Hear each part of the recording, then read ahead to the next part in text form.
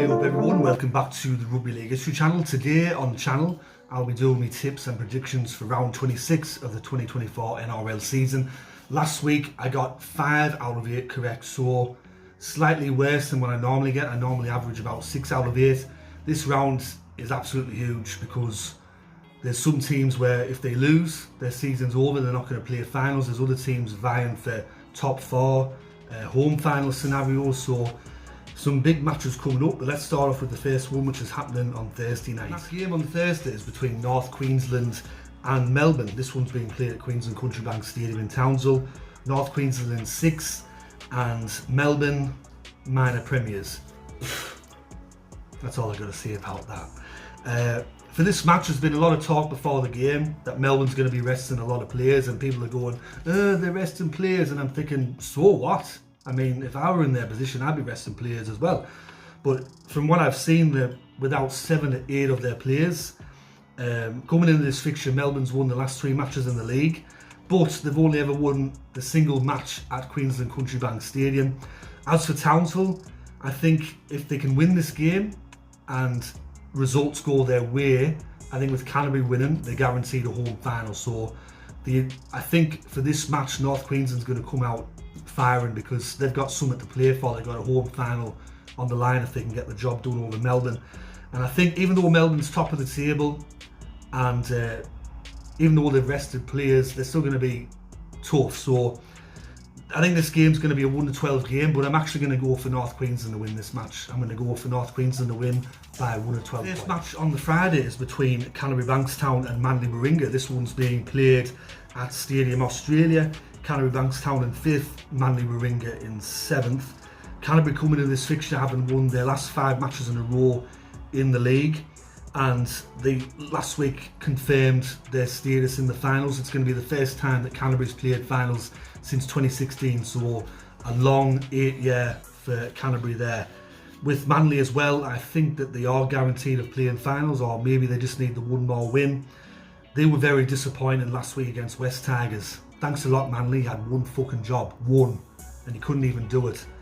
But with that game as well, 3 sin bins and some other stuff, and it was just a crazy match. They're up 16-0 and ended up losing. How's that happen? With Canterbury as well, they had a win over New Zealand, in Auckland. From what I've read, Stephen Crichton's not playing in this match, but I think with the way that Canterbury's been travelling and with the way that Manly played last week, I'm leaning towards Canterbury, so I'm going to go for Canterbury to win by 1-12 points. And the main match on the Friday is between Penrith and South Sydney. This one's being played at Penrith Stadium. Penrith in 4th now, South Sydney in 15th.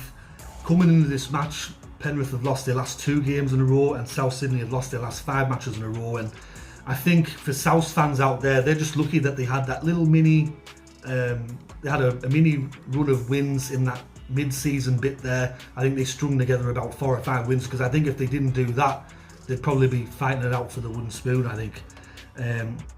With South Sydney, their record at Penrith Stadium as well is actually quite good. Since 1967, they've won 21 times there, they've lost 23, and they've had 2 draws, so almost a 50% record at the venue. But with this game, they're going to be without Cameron Murray, and I think with Penrith, surely that they can't lose 3 matches in a row. I think that's they'll win, and I think they'll win strongly here against South Sydney, so I'm going to go for Penrith to win by 13+. The first match on Super Saturday is between Parramatta and St George. This one's being played at the Western Sydney Stadium.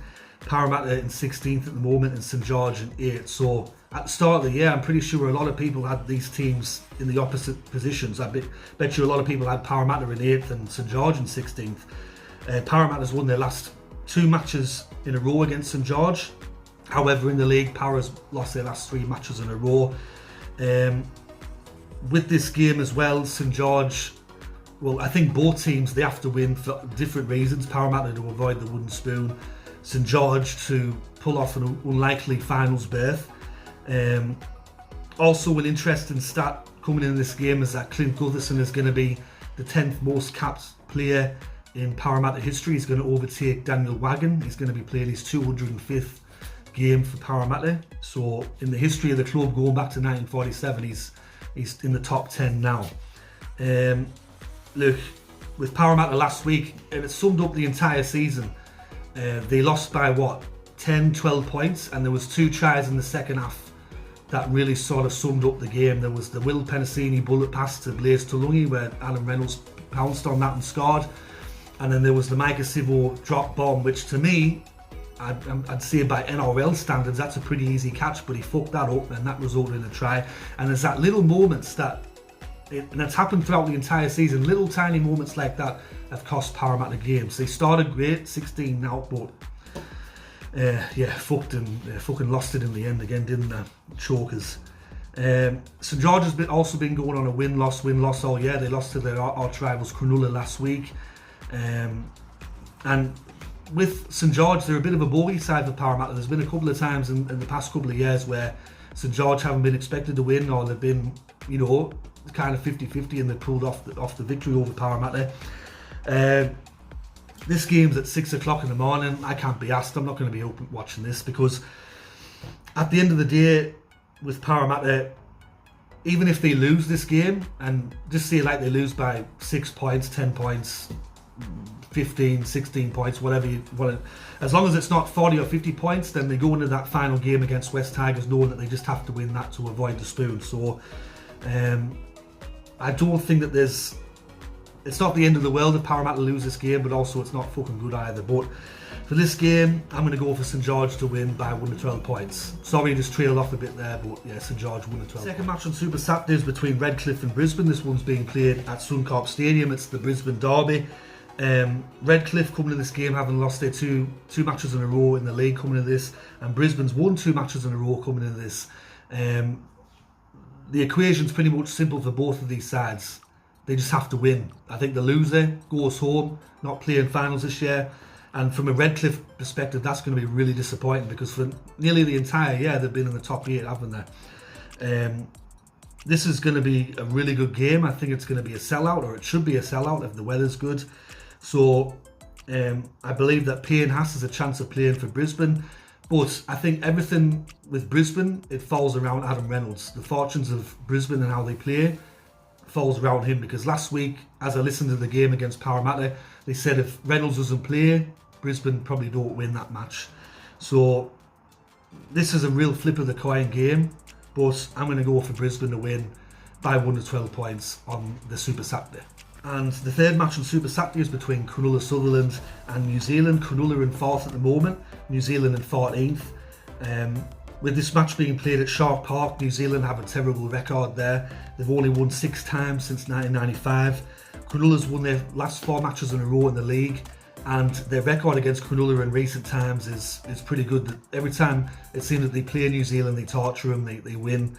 So Cronulla's looking to sew up a top 4 position. This is New Zealand's last game of the year. They can't play finals and they got the bye next week. And I believe that they're without a couple of players as well. I'm going to go for Cronulla to win this game I'm going to go 13 plus. I'm going to go for Cronulla to win by 13 plus. I think Cronulla will be desperate to cement a top 4 spot. New Zealand don't really have much to play for but pride, so Cronulla 13 plus. The first match on it's not Super Sunday, I think it's called the Sunday Ticket now. It's between Newcastle and the Gold Coast. This one's being played at Marathon Stadium in Newcastle. Newcastle 11th and the GC 13th.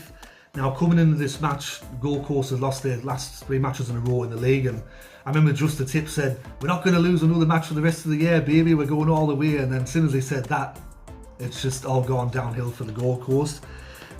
Newcastle, with them, they just have to win this game. I think if they lose this game, it's season over for them. I think they're not going to play a final. So Gold Coast can't play finals, Newcastle can. Therefore, I think Newcastle's going to have more motivation to go out there and play well and perform. Bradman Best is also back for Newcastle, which is a massive in for them. So I'm going to go for Newcastle to win by 1 to 12 points. I think this is going to be a high scoring game, but Newcastle will win 1 to 12. And the final match to close out round 26 is between Sydney Roosters and Canberra. This one's being played at the new SFS. It's got Sydney Roosters in 2nd place at the moment, Canberra in 12th. Now, coming in this match, East have won their last 4 matches in a row in the league, and in the last 4 games they've scored nearly 150 points. They're scoring tries for fun, scoring points at will. The attack's red hot for Sydney Roosters at the moment. With Canberra, all year they've been a nightmare to tip. Last week I don't really think anyone gave them a chance against Penrith, and they pulled off a massive upset there. Can they do it again? Can they pull off another massive upset? Because I think if Canberra don't win this match, their season's over as well. So motivation for both teams. East will want to finish top 2 and get a home final, and as for Canberra, they want to play finals. So it's going to be all on the line for especially Canberra. But for this one, I just can't go past Sydney Roosters in this game. Their attack's red hot. They're clicking at the right end of the year. So I'm going to go for them to win by 13 plus on Sunday. So that concludes my tips for round 26 of the 2024 NRL season. Hope you enjoyed this video. If you did, let me know in the comment section below and let me know who you're tipping. Thanks to everyone that tuned in last week for my video. I put it out later than normal, and this one's coming out later than normal, but yeah, I like all the interactions I get with the tipping videos. That obviously across the board, everyone's views mainly come from the tipping videos, so thanks to everyone that watches them. And also, if you like Rugby League History on YouTube, I'm on Facebook, I'm on TikTok, and I'm on Instagram. Anyways, this has been Rugby League History, and I'll catch you all later in the next one. Alright, ta-ra for now.